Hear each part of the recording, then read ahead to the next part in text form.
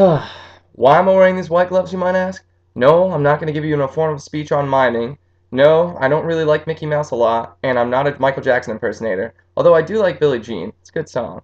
It actually has to do with a form of eczema called atopic dermatitis. It's a condition that affects about 20 million people in the US alone. Um, it's a skin disorder that causes small to large patches of really extremely dry skin that if itched can turn into red, bumpy rashes, or in my case, it bleeds and sort of like oozes, pus, disgusting stuff. It's not good.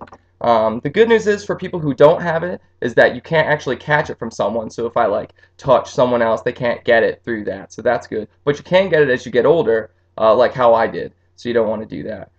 Typically, it's a condition seen more often in newborn babies or young children. With many of those cases, they outgrow it as they get older. Um, a lot of people ask me about it because I have a fairly severe case. If you can see, all of the ends of my fingers are very, very dry, and some of them are even cracked. As you can see, it's got the bleeding sort of stuff on this one's pretty bad too. Anyway, um, let's see. So let's take a look at things that cause atopic dermatitis or eczema or atopic eczema. One, where you live is a big factor. Places with really low humidity that are very, very cold and dry are not good. So if you live in the north, where I used to live in Massachusetts, then you probably have really dry skin already, so it's not good. I live in Florida currently, so I don't really have that problem. Secondly, there are things like allergens, dust, pollen, or animal dander. I don't have any animals, and I've taken I've taken an allergy test and seen that I'm just about allergic to dust and pollen and things that on like a low scale that most people are allergic to anyway.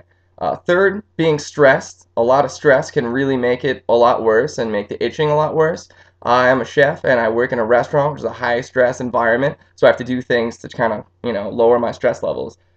Fourth, foods. Definitely things like eggs or milk, peanuts, wheat, peanut butter, things with soy in them or soy products like processed foods. They have a lot of soybean oils or soy milk or things like that in there. Um, Fifth, you can have things like skin infections, if like a fungal infection like poison ivy or poison sumac, or even spider bites and stuff. That makes it a whole lot worse.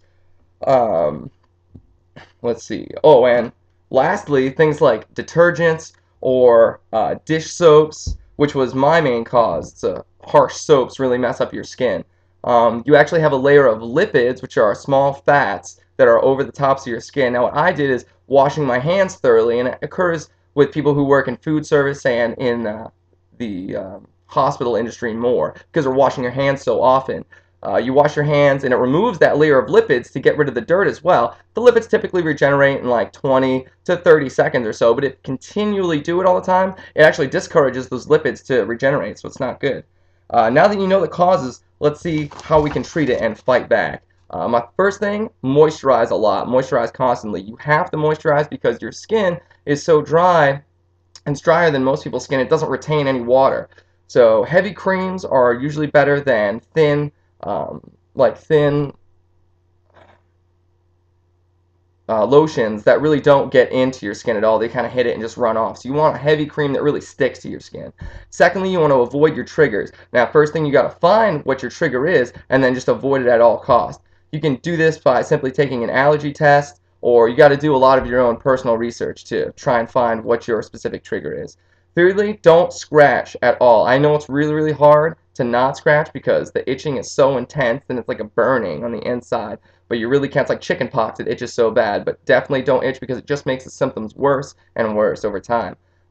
Lastly, you want to use your medicine prescribed by a doctor or a dermatologist, and I have a type right here. It's called clobetasol. There are other types like Elidel or triamcinolone. They usually have a type of steroid in them that helps your skin regenerate and kind of lessens the effects.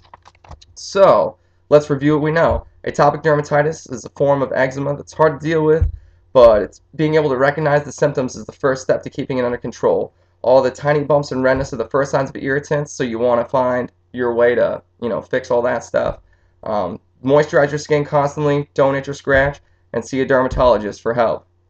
if your conditions persist. I hope this video helps.